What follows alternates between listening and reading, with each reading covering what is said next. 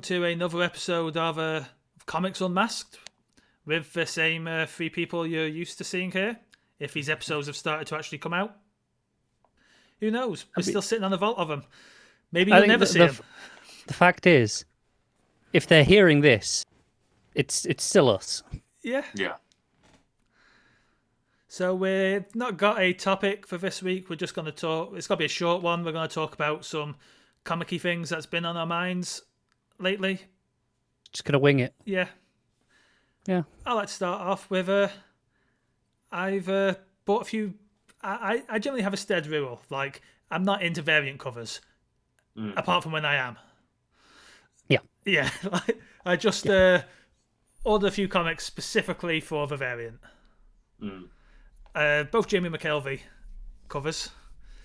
I assume one of them was the Alien variant, It Captain was Marvel. the Captain Marvel Alien variant because it's fantastic. Nice. Yep. And the other was his variant for issue 3 of Homesick Pilots.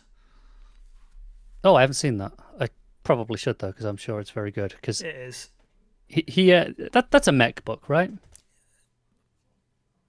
Kind of. It's a haunted house mech book. Yes, but that tangentially that is mech. In the fact that it's about a pilot of a haunted house. Yeah. Yeah, it's someone smashing two things together that probably shouldn't go together, but it's working. That sounds pretty good. Yeah, it's Casper Wingard on art and Dan Waters, I think. Yeah, Dan Waters writing. Right. They did Limbo together previously. Yeah. I saw Wingard tweet recently actually about how they thought the book was never going to actually happen until they finally managed to get it out, and it's good. It's about four issues in, and it's set in the 90s.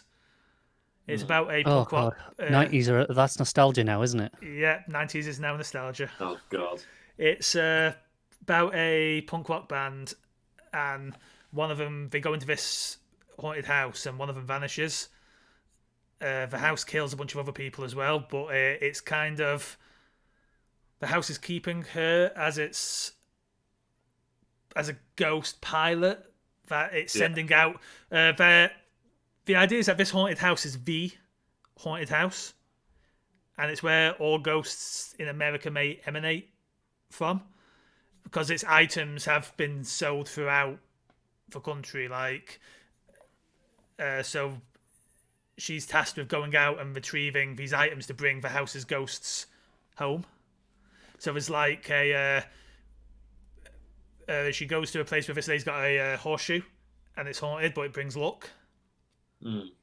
But not always. So she's got to fight and bring this horseshoe back home. But now it's just introduced like a potentially secret government agency. There was a enemy that was a VHS tape that unspooled and became this big monster. That was It sounds fucking awesome. I love the sound of this. Yeah, What's it called again? Homesick Pilots. Yeah, I definitely do need to check this out. Yeah, it's an image book. Yeah. Yeah, it Well, sounds speaking great. of nostalgia, do you want to hear something that's going to upset all three of us? And it's Not really. when I heard it. Daredevil season 2 was released 5 years ago today. Oh, that. Ugh. I was actually thinking about time recently. Not season 1, season 2. Season 2 of Daredevil was released 5 So years ago today. I had one of those moments last year where it was when the new Bond film was still supposed to be coming out, like a year ago, and it was in the lead up, because it was pretty close before it was pulled, and it was in one of the press tour interviews where they mentioned how he's been off for 5 years, and there's a 5-year gap between this and the last film, and I went, really? You going with a 5-year gap? It's only been like 3 years, and then I looked at when it was released. I went, oh shit, that's actually 5 years. Well, I realised with obviously Marvel takes that 5-year jump, doesn't it? Yeah. So the pandemic happening and no films coming out has allowed a bit of time to actually catch up to the 5-year jump. Yeah. Wait, are we saying this is all their fault? What did Disney? Are we blaming the MCU for the current state of the world? No, we're not. No, we are. We are. Falcon Winter Soldier starts tomorrow. Yeah, I can't wait for it. As somebody who I struggled with WandaVision, and like I enjoyed it for the most part, but by the end of it, I was sort of like, okay, that was like fun, but didn't blow my mind or anything. But Falcon and the Winter Soldier that setting is sort of like my favorite corner of the MCU, I think. WandaVision was 100% my kind of jam. Yeah. But which also speaking of, I saw Hasbro announced some new Black Series figures for Star Wars recently. Never bought a Black Series figure. There's been various ones I've like, I won't mind that, but I've always resisted. I've got a couple there. You can't quite see on the shelf. Just there. That's a few of them up here. Yeah. I remember I had our online friend Alden on my Double Bill Film podcast a few months back. And you do not want to see his collection. After we finished recording, he showed us a good variety of his Black Series figures. So many of them. Yeah. But the one that actually might get me to buy, they've just announced Jacksaw. The Green Bunny from the Marvel comic one. Oh, okay. Yep. I would never have got that name, but as soon as you described it, it's like, yeah, okay, I know you're about now. Yeah, because as soon as I saw it, I was like, yeah, that's 100% my kind of bullshit, man. Like for Star Wars Funko Pops I've got, you look at my Star Wars ones and you can tell I just nailed in on the like, oh cool, that was an alien that was in the 2-second background shot, give me. As opposed to like the Leias, the Lukes, like, no, I want the Max Rebo pop. Yeah. I want the long snouted spy. Empire Spy. Yep. Give me the weird aliens. That's what makes it's the weird aliens that make Star Wars, man. Yeah. Yeah, it is. Man, Star Wars comics are killing it right now, though. I'm way behind. It's Charles Soule, right? And Greg Pak. Yeah, Saul's doing the main title and I think something else. What's he doing? Is he doing? No, he's not doing event that's coming up. He's doing the event that's coming out. Yeah, Bounty Hunter Wars, I think it's called, something like that. Yeah, you've got Soul on Star Wars. Who's writing Vader at the moment? Greg Pak, I believe. Because it was Soul, wasn't it, in the last series? Yeah, and I think Greg Pak was actually doing the Star Wars title for a little bit you're before. Right, he was. Yeah. So they kind of swap books. I've got High Republic waiting for me at my comic shop. I just got to actually buy it. Yeah, Cavan Scott is doing High Republic. And then, who's on Afra at the moment? Afra, it is... Oh, God. That's really going to annoy me. I'll find out quickly because I saw that they're bringing back that bounty hunter from the Genndy Tartakov Harry Potter. Dirge. Yes. Dirge, yeah. I was fucking obsessed with Dirge as a teen watching Clone Wars, so I'm glad that he's making a comeback now. Yeah. Alyssa Wong is the writer on Afra at the minute. I don't know. After our talk last time, we kind of just mentioned all the writers.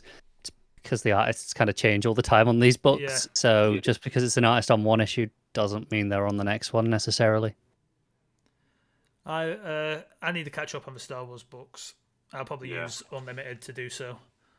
I think I tailed off just at the end of Jason Aaron's run, which I enjoyed, but not massively so.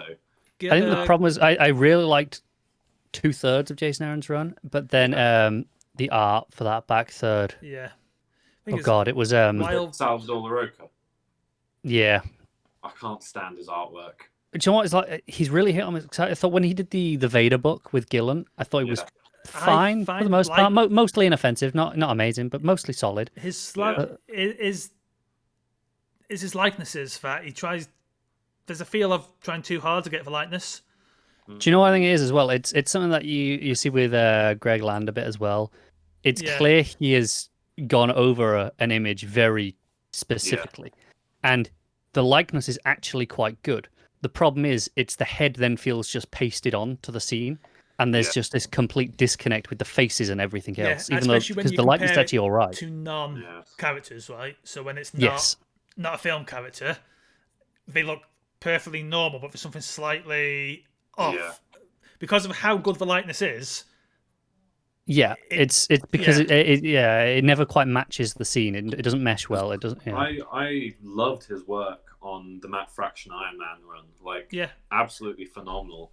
I don't know what's happened since then. I don't know if he's switched from doing it by hand to being digital now, or if it was always digital and he's just changed his brushes. But like his line work, I find incredibly boring, it's got like a real lack of motion in his artwork as well.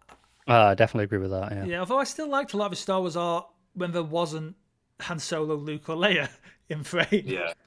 I think it got worse as the run went on. Yeah. Even when it wasn't those characters, it still got worse. I suspect because he was on pretty much every issue. I actually he was think a bit burned out and was kind of rushing some of them. It was still a Roku on art, but I think Gillen's run, because it builds on a lot of the stuff Aaron sets up. Yeah. But I think it's a stronger run.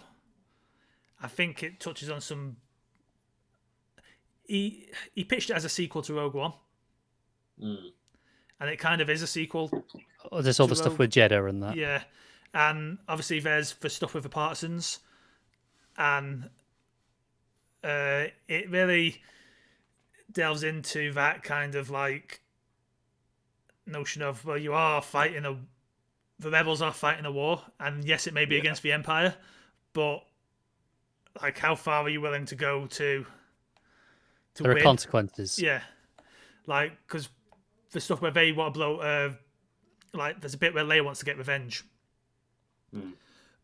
And the Partisans want to blow up. Was it the Partisans who were in the arc in the prison where Leia had to defend the prison? The Jason Aaron one that was illustrated by Linneo Francis Yu. I'm not sure. The Partisans in general are the people that Saw Gerrera was leading in. And, the extremists from Rogue One. Two Tubes takes over after Saw dies. Definitely Two Tubes. And that is evidence that I clearly have a mind for Star Wars characters that no one should remember, but... Yeah. How can you forget a name like Bethnick Two Tubes? So that is definitely a name someone just made up on the spot. To be fair, I remember him so well because I fly him often when I play X-Wing. Okay. Is that the new one? No, the miniatures game. Oh, the miniatures game. Sorry, I thought that it was the You're thinking of Squadrons. Yeah. Squadrons. That's it. Which I do need to buy and play. Yeah, it's just got added to EA Play, so if you've got Game Pass as well on Xbox, that's on there. No, I'm on PS4. Ah, well, you're a chump then, aren't you? Yeah, pretty much. I mean, it goes on sale. It goes on sale pretty regularly for about £20. It's on PC Game Pass is getting EA Play today, I think. Today, as we record, yeah. I just I'm done for money spending for the month because I bought fucking loads of Folio Society books and I just saw that new wave they announced and I was like, that Captain America book. So I got Book of the New Sun by Gene Wolfe and I got The Road. That was one I was looking at. McCarthy. Oh, it's incredible. Like, I know, but I can't afford them. There's so much. I'm like, I shouldn't. But also, I really want their Bond collection. The paperbacks first and read them because I tried reading Book of the New Sun about a year ago. And I finished the first book of the 4, and I hated it. But it's stuck in my head ever since, and I've not been able to stop thinking about it. And I think when I reread it and continue reading it, I will now love it. I've tried it a couple of times when I was younger and bounced off it. I did read a Gene Wolfe book about libraries that I really liked. Okay, yeah. But that's the only Wolfe I've read. Yeah. But we digress on our very yes. Very low topic. Was the Inside Mobius books by Mobius. I believe it's the end of a workday. Be kind. You finished off your Grant Morrison Batman Omnibus collection, Connor? I did. I'd had the first 2. Basically, I got them like as they released. Right. 3 came out last year, right when I didn't have a job due to everything that happened last year, and I've been putting off buying it since I got my new job. Just I'll get it later. Finally, the fear of it just going out of print started getting to me. Yeah, DC don't reprint as well as Marvel when it comes to the omnibuses, do they? No, they don't. At least for the evergreen titles, Marvel seems to make every few years an effort to put them back out again. And it was payday today, so last night It's like, right, order that quickly. Amazon, please send it. I need it. On Marvel reprinting things, they're reprinting the Gillen McKelvey Young Avengers omnibus, which I really wanted. Yeah. But again, I picked that one up. Yeah, I missed it. It went out of print, and that gutted me. And I thought about picking up they did the big paperback collection, which is the complete run, which still worthwhile. But I do have it all on Comixology, and I was like, I don't really want. I don't buy as many paperbacks because they're fine, but I like how the hardcovers look on my shelf. Basically, it's such a weird book because it very much fits into their independent. If you're talking about Gillen and McKelvey on a whole, right, Young Avengers very much fits in to the discussion of their canon, effectively. Especially next to all of Gillen's other Marvel works. Yeah. All his the Thor stuff that he did. Your Iron Man. All of that is so separate to his Young Avengers. Yeah. Obviously, you have like the carry throughs, like Young Loki, for example, is pretty relevant from his Thor run into his Young Avengers. He's very aggressively himself on Eternals so far. Yeah. Shake. Yeah, it really feels like because he took a break from Marvel for quite a few years. They tempted him back with that Warhammer, didn't they? They did, and it does really feel like Marvel have gone, look, you've kind of built up a brand over the last few years, especially. Why don't you do your thing rather than do a Marvel book necessarily? Like it's in the bits of, it's in the kind of the Star Wars credit roll, for want of a better term. That Marvel quite often has that first page like of a previously page, with, the recap, and you can very much tell he's writing them himself, not anyone. You can tell it with like his solicits as well. Yeah. I've been meaning to buy the Infinite Crisis omnibus because I've always wanted to read Infinite Crisis and I never have. Infinite wonderful. Crisis is also great because the tie-ins are all pretty much great. Like if there's one event you want to actually go all in on, Infinite Crisis. Because I meant to buy it when it first came out, and I ended up getting the 52 omnibus. Also very good. Which I've not ever read. I've had it for like 7 years because I was I need to read Infinite Crisis first. I mean, and then read 52. You don't have to. I mean, you should read Infinite Crisis. Yeah. But 52, I think is fantastic on its own. It stands alone pretty well. I will hold that I think Jeff Johns is very bad at writing Batman. Yeah. He's just never... I don't think... He understands Superman. He understands Wonder Woman. Not as well as Superman, but he does. But I've always thought he has a fundamental misunderstanding of Batman. I've been enjoying the Earth 1 books that he's been doing with Batman. No, I enjoy those as well. But that's kind of the whole thing, right? They're Earth 1. They're so separate. It's like you can have this be a completely separate take on Batman, and it functions as just being, that's what the premise is. I'm someone who's always stood by that Batman is not remotely about grim, dark vengeance. He is hope in the same way that Superman is. A different shade of it, but to Gotham, the bat symbol means as much as the S means to the rest of the world, to Metropolis. Yeah. Like, in a city that has no hope, like, it's Batman getting up every night. It's one thing that I fell off Tom King's run because it just stopped functioning well for me. It just stopped being well written. Yeah, but there was a moment in it where, like, it was this whole set of panels of like Batman just like getting up and getting up and getting up, like getting that down and just consistently, because that's who Batman is. He puts the mask on every night despite being a broken wreck of a person because someone's got to. Yeah. The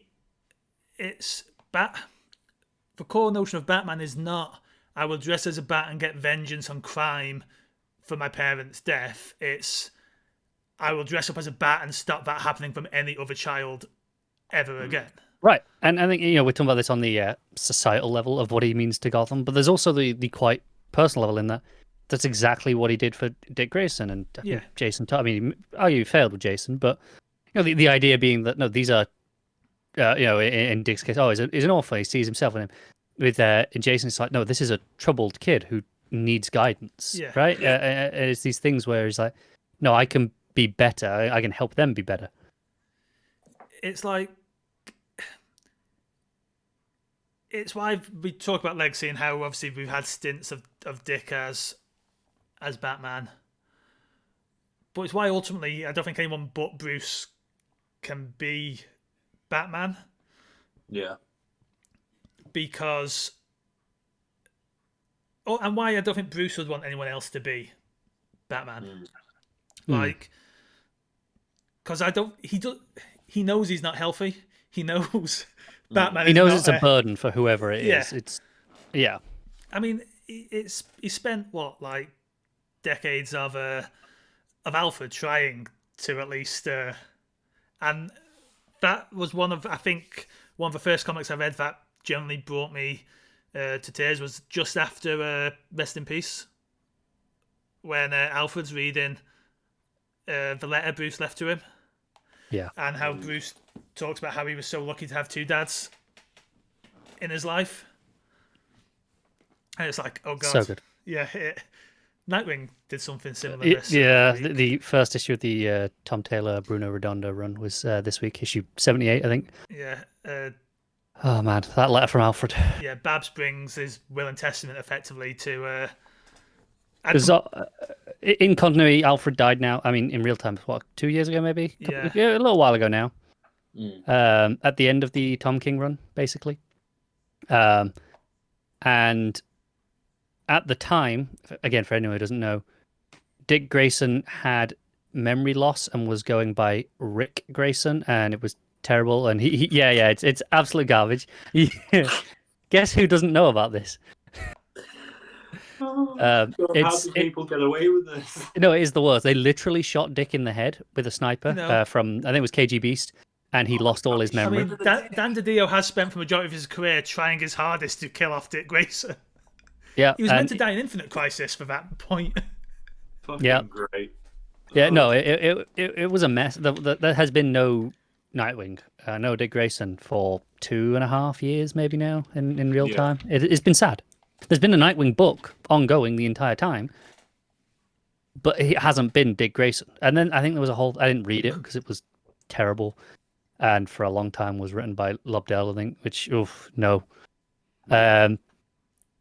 But for a long time, I think it was revealed that there was something to do with the League of Assassins were like keeping him brainwashed and keeping him to forget his memories because they wanted him to be Rick Grayson because they didn't want Dick Grayson. I don't know.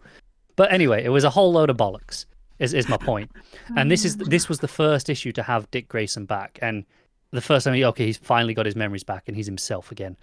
So he missed, basically, as himself, he missed Alfred's funeral. He missed all of that. He completely just wasn't there because he wasn't himself.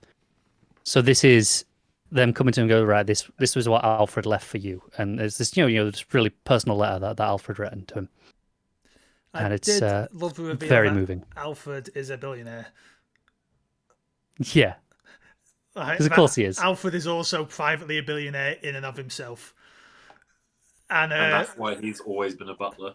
Well, Dick says, why would a billionaire spend his entire life serving people? And making me sandwiches, I think was the thing I put it. And Babs says, for the same reason a billionaire would dress up as a bat and go out and fight crime, it's what he wants to do. Yeah. I think the idea was he wasn't always like a billionaire. Yeah, he basically had a bunch of Wayne stock over the years. Invested wisely. Yeah. But does this now make... Because he leaves it to Dick. To Dick, yeah. This makes Dick richer than Bruce, right? Because as by Bruce a considerable margin, because Bruce has lost his entire fortune. Well, isn't Bruce a millionaire again? He's maybe a millionaire, I think but he hasn't got... I think the idea is Bruce is meant to be a millionaire, but not a billionaire now. Maybe he's not living in the manor. He's living in kind of think what they did in Dark Knight. Was it Dark Knight? Yeah. Yeah, I think it was Dark Knight. Yeah. Fair. I reckon to have a penthouse suite in Gotham is still Yeah. Yeah. But he's no longer part of the Wayne Enterprises board, all that kind of got taken away from him. Got Lucius runs the whole thing now. Yeah, so most of his fortune went to Lucius. How did he lose it? That was Joker War stuff. Cool. I'll catch up on it. I don't need to know. It's a whole story that I do actually recommend reading. Joker War, and I think it was. I think part of was the lead in as well with the designer, which was a villain. Yeah. Tynan created. Pretty solid stuff. I'd recommend checking it out for anyone who's interested. But yeah, be all on DC Universe by now. The point I was actually trying to make before that, this long Batman. Sorry. Discourse. No, that was me. I like talking about Batman. It may be cliche. It may be like, I mean, I do love Batman. Like, he's arguably the most popular superhero character in the world for a reason. Yeah. But yeah, the opening of Infinite Crisis. Yeah. Oh, that's how we got onto this. Yeah. You've got the Trinity's broken down.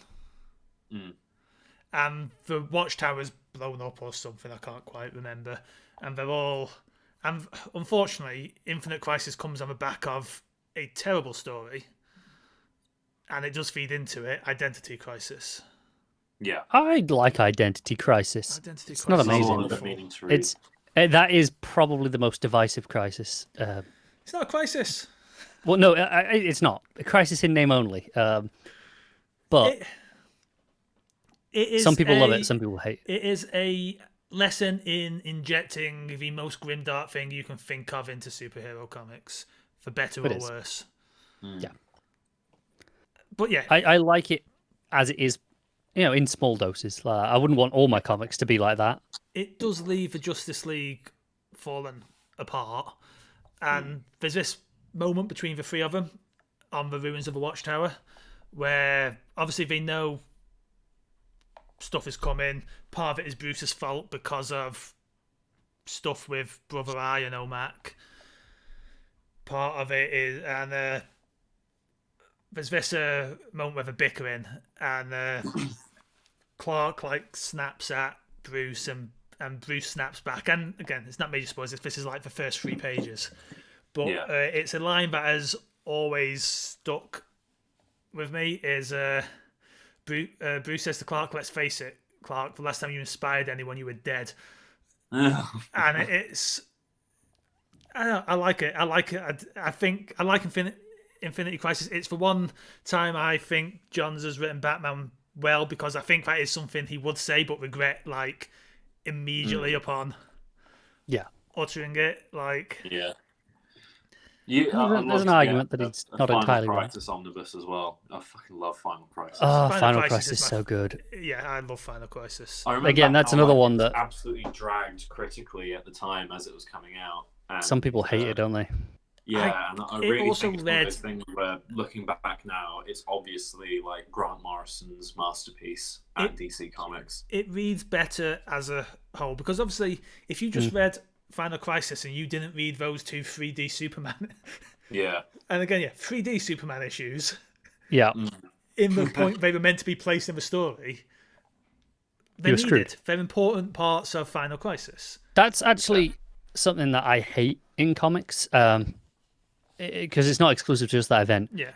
Even as recently as the last DC event, which was Dark Knight's Death Metal. Yeah. It has a couple of issues in the middle. I think one of them's called something to do with the Trinity. Is one of the issues. I think that just hit Unlimited, Infinite. What's that? I think it just hit Infinite this week, that issue. Oh, did it? Well, that's good. Let me quickly see if I can get the name of it, because... it really did. Dark Knight's Death Metal, Trinity Crisis. And Dark Knight's Death Metal, what a title. Yeah, I know. Now, the main book is all Scott Snyder and Greg Capullo. 7 issues, barring some stuff at the end of issue 7, which has a very good reason for being a different artist. But the rest of it is all them. This issue, Trinity Crisis, comes, I think it's between issues 4 and 5. Because they took a month off, and there's 3 one-shots like this. Trinity Crisis, there's a Flash one, and there's a third one that I'm blanking on now. And at least this one, and maybe the others, are downright essential. Not just, they enhance the story. No, this is this should have been issue 5 or whatever the next issue was. Like this should have been the next issue. And the only reason that I know it's not, I'm pretty confident on this anyway, is that this is Francis Manapul on art. And I love Francis Manapul. So good. Gorgeous issue. Great issue, in fact. And as a whole, I think it's a fantastic issue. But this is just because, for whatever reason, they wanted to say the entire event was Capullo on art, which I love that attitude, but not at the detriment of, this is an important part of the story that we're just cutting out. They don't need it. Like someone who wants to read just Verminia and no tie-ins wouldn't buy it. Exactly, and which they would miss... what happened to those 2 Superman issues. Right. Because they also very gimmickly had 3D glasses taped to the front of them. Didn't they, in subsequent printings of the paperback and everything, they put those 2 issues in? They are, they're in every collection of it, as well are the Batman R.I. Rest in Peace issues, which are also a critical part of Absolutely. Final Crisis. And this is the thing though with this one, this one shot or the others are not included in the Death Metal collection, which is so shit. Yeah. It's absolutely terrible. A character that we last saw around Final Crisis is coming back for a miniseries soon as well. The Shadow Norman Mr. Miracle. Oh yes. I mean, technically, we did just see him in. Oh, was he in Dark? He's in Future State. Oh. He was. He had backups in the Superman books. Yeah. Yes, I remember now. But yeah, he was last seen in. Is that Mr. Miracle that was in 7 Soldiers of Victory? Yes. Because 7 Soldiers of Victory is, I mean, this is just going to be me gushing Grant Morrison, but that's kind of my Morrison blind spot that I've just not read, and I really should. 7 Soldiers is very good. Absolutely incredible. I suspect I would love it.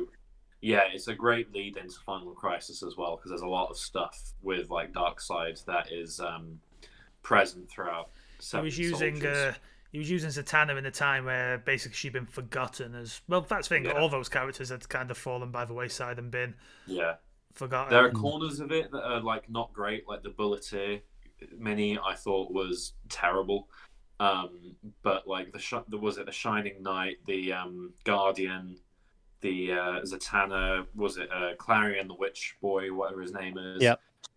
All of those are absolutely fantastic, so good. And the final issue where they sort of come together but never actually meet each other and don't know that they're a team is so well written. Yeah. I just looked it up on DC Universe Infinite just to see, it's all there, and even better, it's all collected. It has it all collected properly in the right order. Core storyline. Here are all 30 issues in the correct order. One of the best things about Infinite.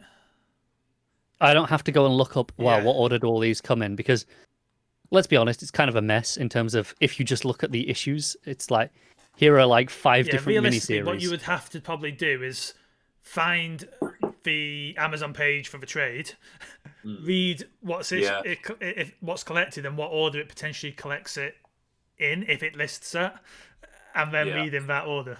Well, and usually it won't tell you what order they're collected in. It'll just say issues 1 to 3 of this, or and so on. What's the monthly charge for Infinite? Right now it's only in dollars. I think it's $8 a month. Yeah. It is launching in Europe officially in the summer, but right now, I mean, it just takes a flick a VPN on and you got access, no problem. Yeah.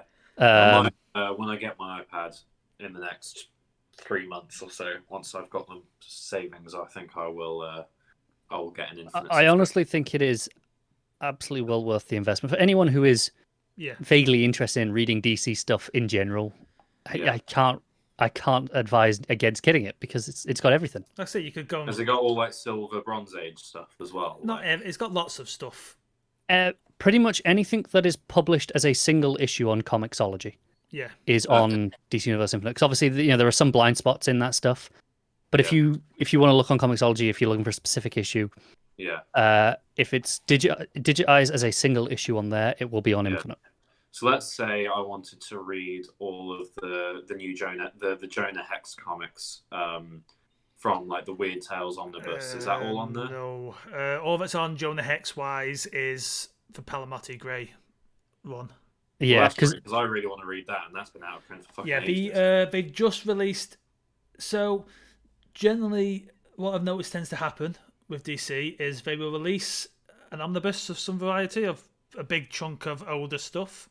Yeah. They then release it as trades and slowly, and because they digitized it as part of making the omnibus, the single issues start to drip onto Comixology. DC tends to put 1 to 3 usually issues of, I'm just going to refer to it all as classic material. This is anything, kind of from like the 70s and earlier. It looks like it's day and date with Infinite as well now. Yeah. They tend to add those to Comixology every week, like 1 to 3 of those issues. Kind of just, it'll feel really random. It'll just be, here's an issue of Batman, here's an issue of, I don't know, Action Comics that just wasn't there. Yeah. And they're kind of filling in the gaps that way. And once they're on Comixology, they're on DC Infinite as well, which is really great of them. And there is a lot. Like, if you were like, I want to read some Silver Age World's Finest, there's a lot of it on there. Not the 2 issues I was wanting to read, though. Typical. Yeah. It's like something I've also wanted to read, and I actually... There's a second-hand comic shop in the mall down the road from me. It's really weird. Like, I saw a mall, and I was like, I was going to have a Greg's in it and maybe a W.H. Smith. There's a used comic shop in there, which is basically 2 guys who just buy collections and then cherry pick stuff and put it on the stands. But I got this when I was there, obviously before lockdown. Longbow Hunters. Longbow Hunters is Mike Grell. So good. Which I've never read, and I know that he continues on with Green Arrow after this. A good lot of that is. I'm pretty sure all of that. I think the majority, if not all of it, is it's all there. Been collected quite a while ago now. I am very purple on this video feed. Yeah, looking forward to reading this. Like, I don't look when I eventually finish March, which I'm still stuck halfway through because I'm too busy reading Count of Monte Cristo. That's a big book, that. Yeah, and it's fucking amazing as well. I can't put it down. Like, I'm just highly recommend. I'm just seeing what they have for the Grell Green Arrow. I think it's all there. Yeah. You've got the 3 issues Longbow Hunters, which is obviously where it starts, and then you have 51 issues of the main run, which I think is it. I think is all of it. Yeah. The what also is all on Infinite, all 300 odd issues of Hellblazer. So have they finally added those? They've been on since I joined. I think here's the thing. I think there's Vertigo a burst stuff. of Vertigo stuff when I signed up. Right, yeah. So Vertigo stuff before DC Universe rebranded as Infinite and they got rid of all the TV stuff. They didn't have any Vertigo stuff. It was a hard rule: no Vertigo, no Black Label, which was a weird distinction. But they've started adding stuff on. They did put like a big first wave on when they relaunched. Yeah, I think I'll tell you what, for all 300 issues of Hellblazer, I think Scalped is all on there. Scalped is on there. Yeah. Oh, I've been really wanting to read Scalped. Yeah. Like what isn't on there, which disappointed me because I wouldn't have minded getting back into it, is the Sandman Universe stuff. Like the newer stuff is, but all the older stuff isn't. Like the first wave of titles isn't. The Dreaming isn't on there? Dream Hunt. The Dreaming. The Dreaming. Yeah. That's disappointing. Yeah, I'm sure they will get to them because they are kind of adding Vertigo stuff slowly. Yeah. Like it was a strange selection of what they added at first because they added all of Lucifer, but they didn't add Sandman. Yeah. I assume it's because what they want to do is every couple of months they want to go, hey, look, we're adding Sandman, one of the big titles. Sandman hits Netflix. Wouldn't surprise me if that's what they're holding it off for. Yeah, it's very possible. I'm very purple. Like I'm not very purple. I'm not overly purple on the actual Discord stream, but the OBS recording, I look like Purple Hulk.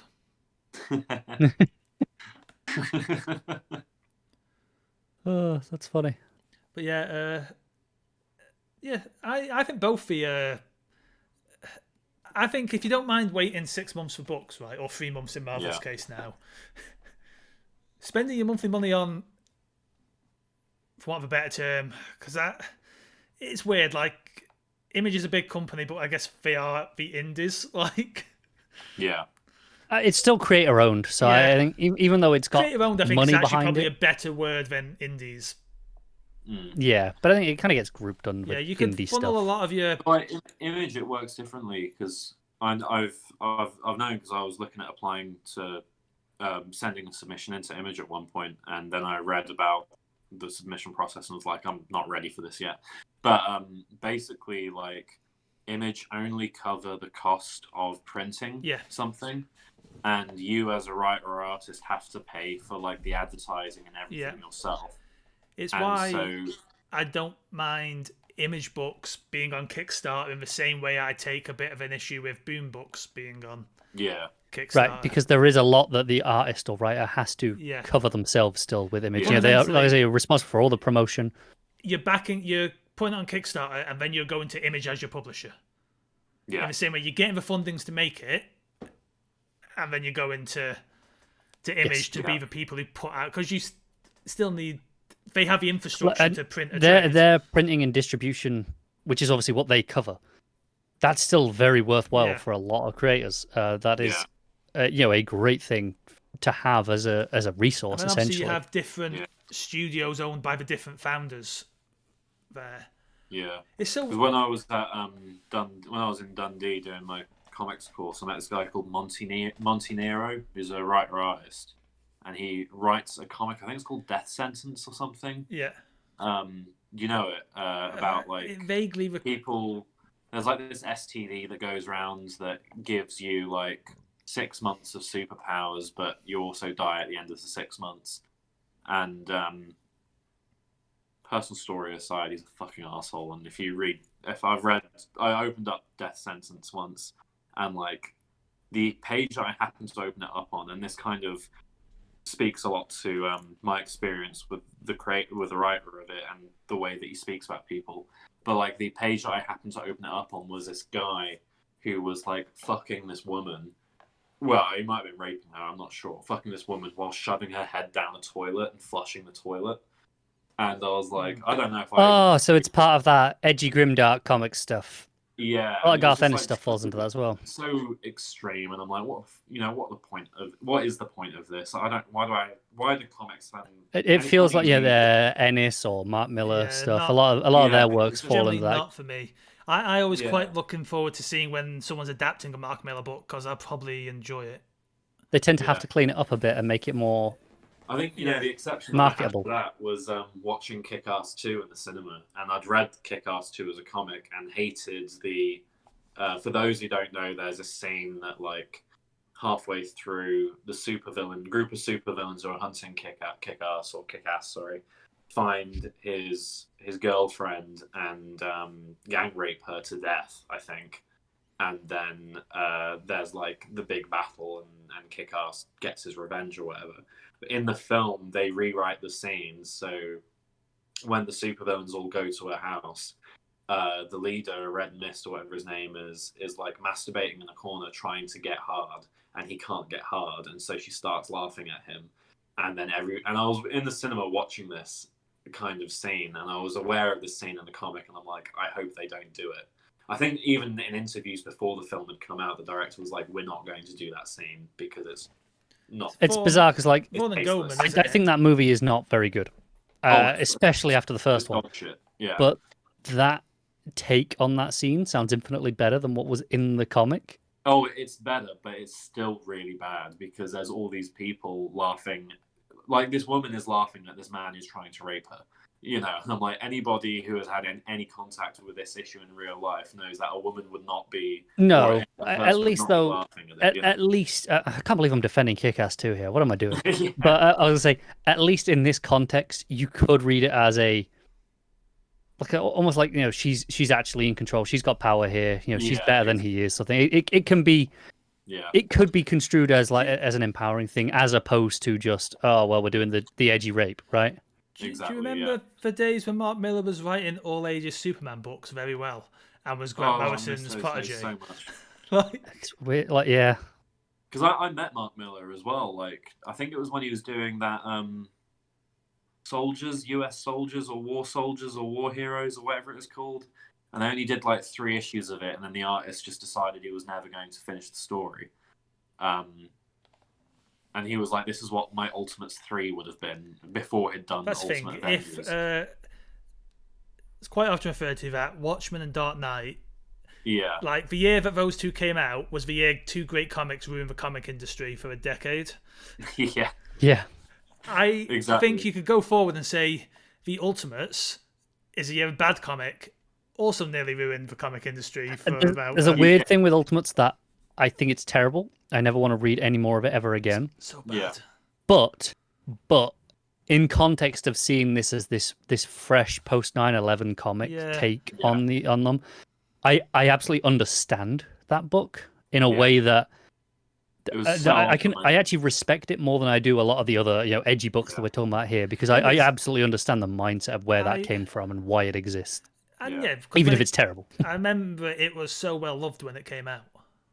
And it's the kind of book I think we all retrospectively look back on and go, Well, I think that has to do with like Brian Hitch's artwork as well. Because, it ushered in widescreen comics, didn't it? Yeah, the last Again, for time better or something worse. like that happened was like Alex Ross on Marvel's and Kingdom Come. Like, it made superheroes look real, look like something that could exist. And I feel like it's obvious that obviously, like, since then that the MCU, at least the early parts of the MCU, took massive inspiration from Ultimates, in look, if not in story. Thank God.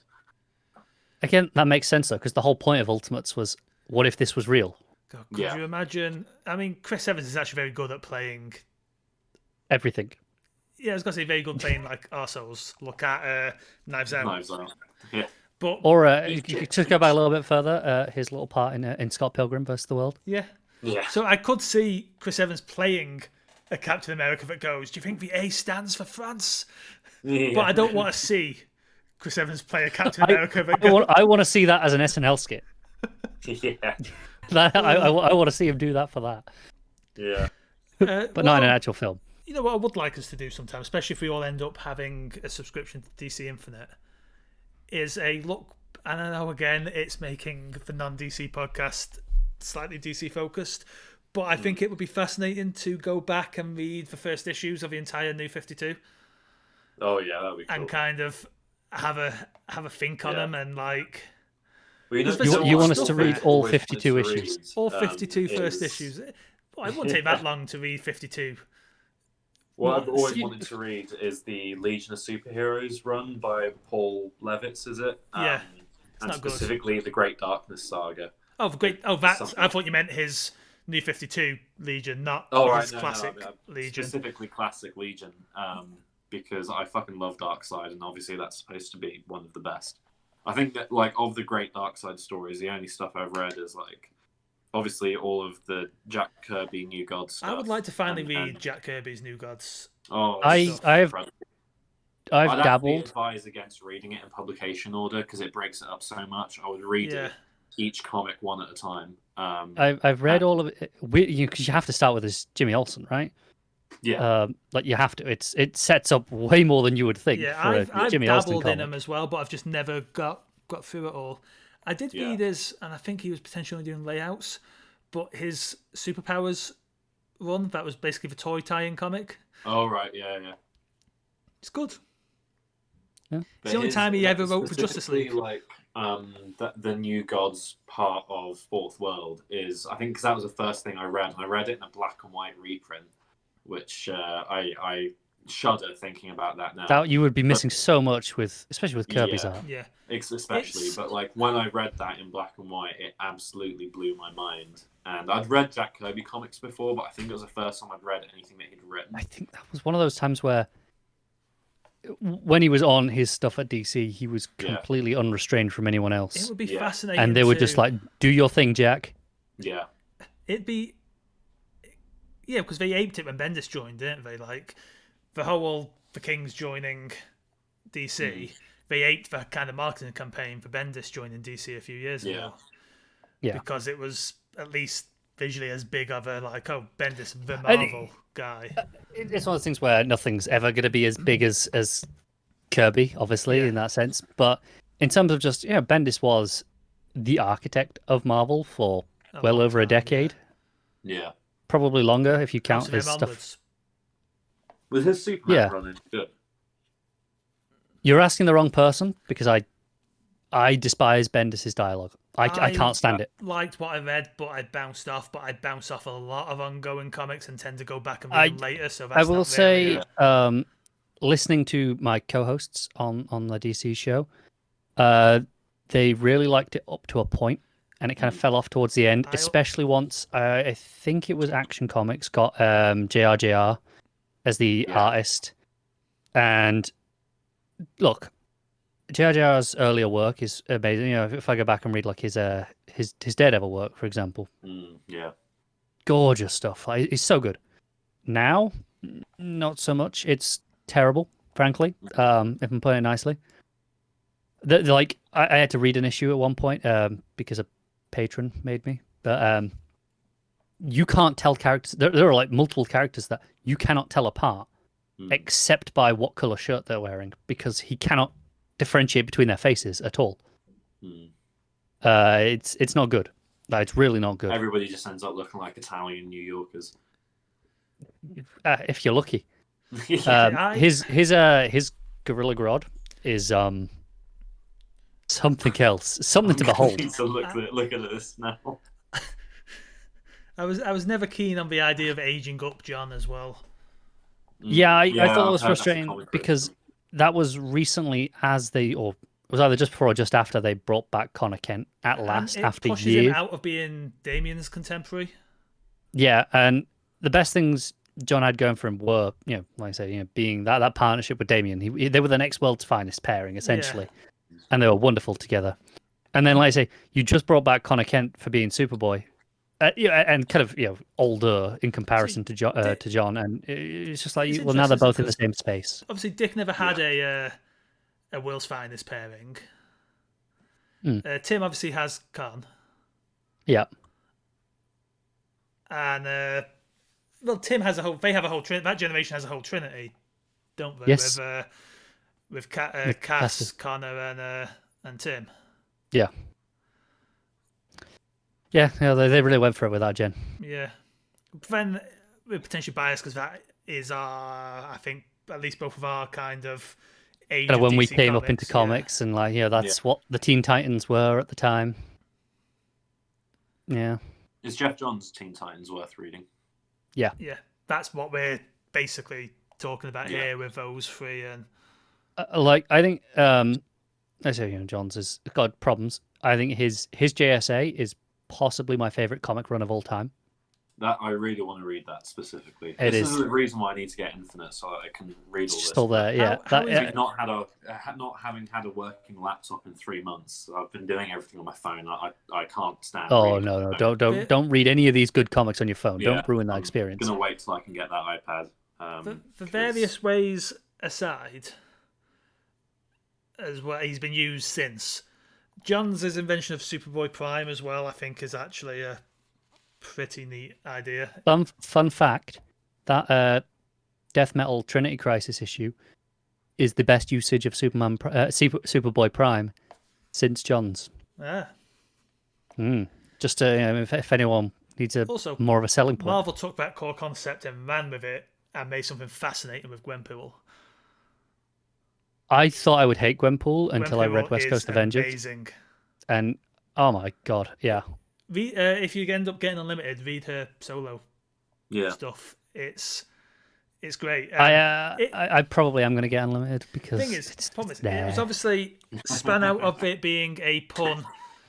It was a dumb comic cover for Gwen Stacy month, where they made every superhero a Gwen Stacy variant.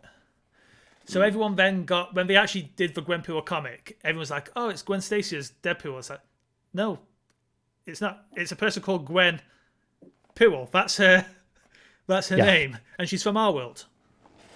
Right. Yeah, there is some like fourth wall breaking stuff, which is what makes it Deadpool-esque, I guess. She gets sucked into the comics, but she knows how comics work. Yeah. And her powers are to literally be able to jump and shift through panels. It's pretty creative, I have to be honest. So she ends up kind of becoming a villain. She ends up working for MODOK, and she's an absolute pain to superheroes because obviously she knows all their secret identities. Because she's read about them. Much better than I thought it was. The artwork is great throughout. The writing is hilarious generally. It's a great run, and then obviously she joins the West Coast Avengers and gets a shark. Jeff the Land Shark. Yeah. God, I miss Jeff. That little book is so good. Cut far too short. But honestly, this is just more reason that we're kind of becoming an advocate for these services. DC Universe Infinite and Marvel Unlimited. Well, I never finished my thought earlier. I was saying that if you're happy being on a delay with those two books, I would say subscribe to those and then put your monthly money in to create your own stuff.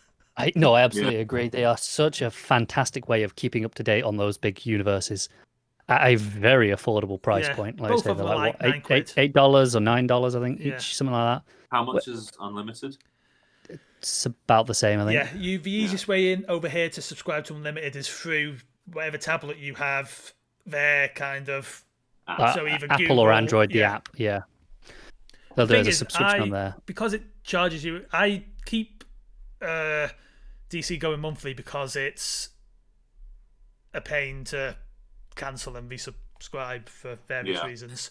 But with the Marvel one, when I decided I want to read some Marvel books, I just pay for £9, read everything I'm in the mood to read, and then cancel before it re-ups again next month. And I just do that kind of as and when I want to read Marvel. I pay for the month I want to read for, I get that month, and then I opt out again until I want to batch read a bunch of Marvel.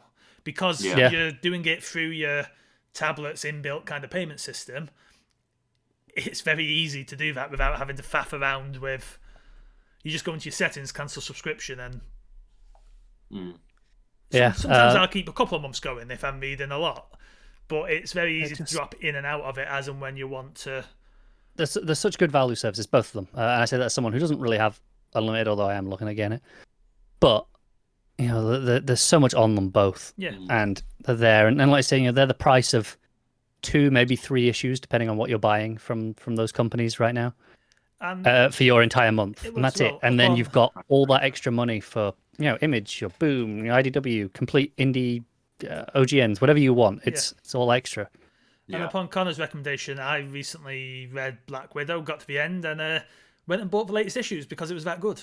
And I just couldn't wait for 3-month delay anymore for it. Book is so good, isn't it? It is, yes. It's very, very good. Yeah.